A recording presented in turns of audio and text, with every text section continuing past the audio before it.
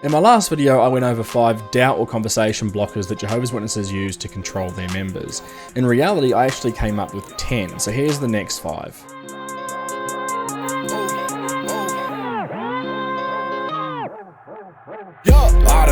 I don't mind.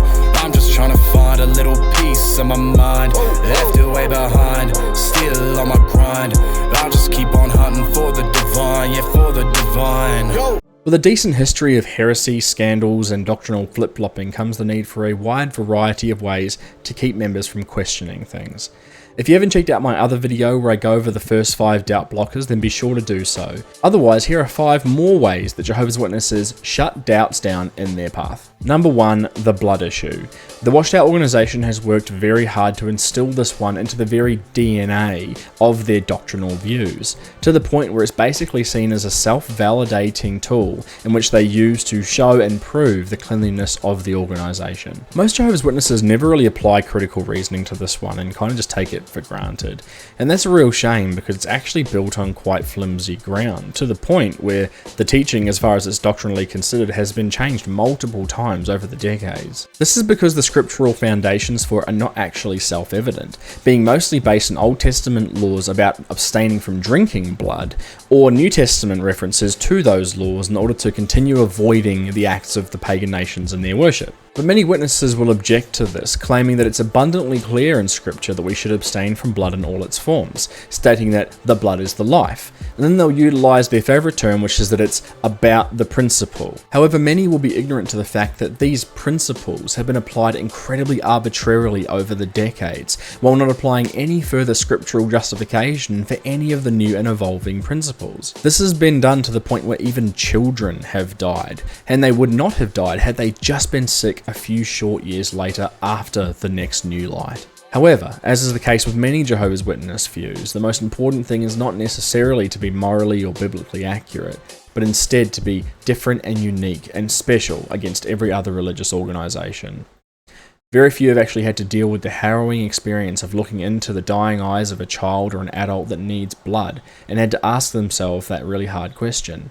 How is it that I'm allowing something that symbolizes life to be more important than the life itself? Number 2 is their views on the Trinity, Hellfire, and the Immortal soul. Now, the reason I'm compiling all 3 of these very deep and complicated points into one is because that's exactly what witnesses do when bringing up this point. In reality, what they're trying to do is take Christianity as a whole, point a finger at it and say, look how different we are from Christianity. They believe all of these things that we disagree with, and therefore if you were to leave or you were to entertain another option, you would have to entertain all of these things which we have taught you inherently disagree with. The aim of this is far less about trying to prove Watchtower correct and a lot more about trying to slam Christianity as wrong. In reality, what they're given is a caricature of the beliefs that are actually quite inaccurate to the reality of them. And then they're taught to take that caricature and slam it through proof texts into oblivion. When they say that they disagree with the Trinity, it's usually because what they're picturing is partialism or modalism, which are both Christian heresies. When they say that they disagree with hell, it's because usually what they're picturing in their mind is Dante's Inferno Hellfire.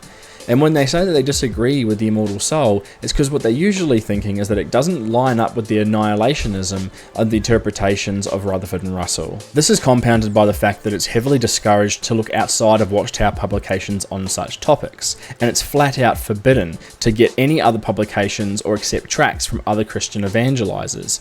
Instead, they go to Watchtower publications and what they say Christians believe, and they swallow it whole.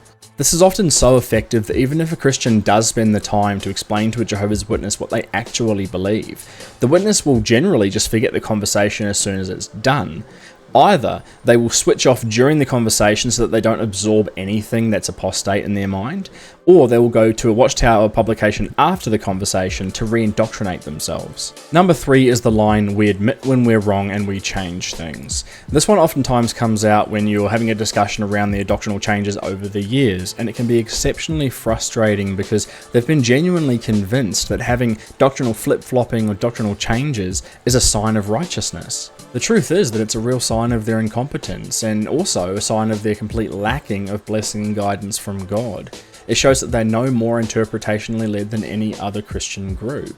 And left unchecked, it can actually be a real source of doubt for many Jehovah's Witnesses who think about it. However, because Jehovah's Witnesses have been tricked into kind of flipping the narrative and making it about humility and integrity instead, the only real way to effectively combat this defense is to show them on paper historical instances of doctrinal flip-flopping and doctrinal incompetence.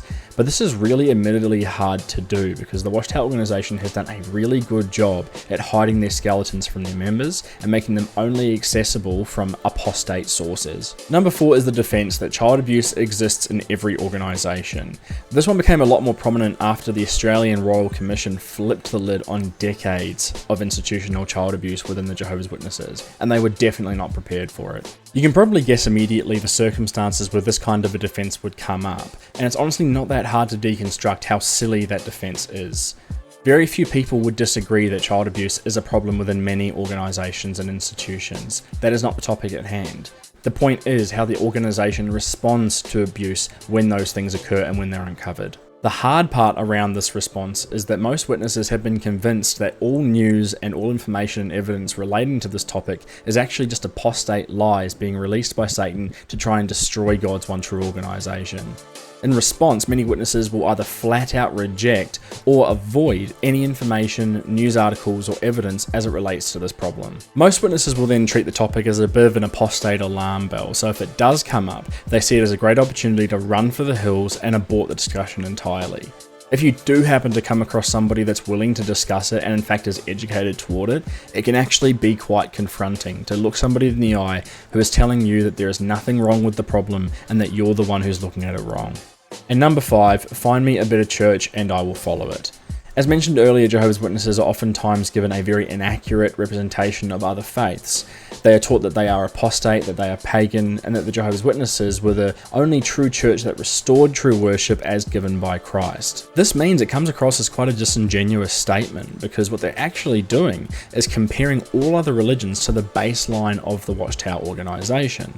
Then the statement kind of takes away a lot of the common ground in the discussion because you can tell they have no real desire or intention of following through. They also misuse heavily the biblical basis for this, oftentimes quoting the line, "Where else would we go?"